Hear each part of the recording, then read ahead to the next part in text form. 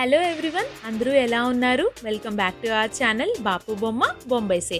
So ఇవాళ నేను ఒక కొత్త రెసిపీని మీ ముందుకు తీసుకొచ్చేసానండి. అదేంటంటే ఓరియో హార్లిక్స్ ఐస్ క్రీమ్.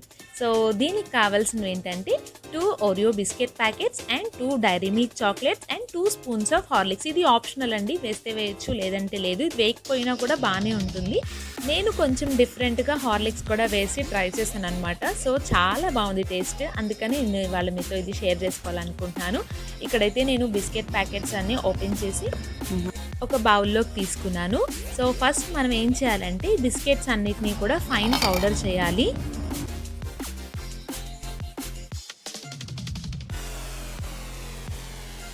ఇందులో నేను 2 స్పూన్స్ ఆఫ్ హార్లిక్స్ పౌడర్ని యాడ్ చేస్తున్నాను. సో నెక్స్ట్ నేను మిల్క్ యాడ్ చేస్తున్నాను.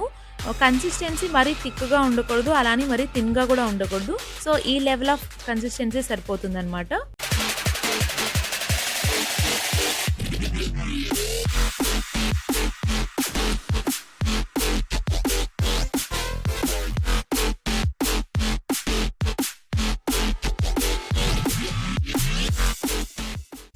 నెక్స్ట్ ఈ మిక్స్చర్ని మనం ఓరియో బిస్కెట్ ప్యాకెట్లోని ఫిల్ చేసేస్తాం. ఫిల్ చేసి మధ్యలో ఐస్ క్రీమ్ స్టిక్ ఒకటి ప్లేస్ చేయాలి.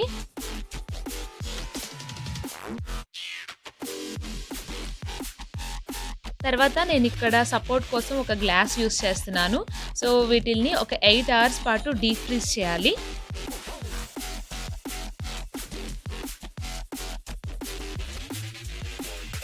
నెక్స్ట్ డైరీ మిల్క్ చాక్లెట్స్ని మెల్ట్ చేయాలి. మెల్ట్ చేయడానికి డబుల్ బాయిలింగ్ మెథడ్ని యూస్ చేయాలి.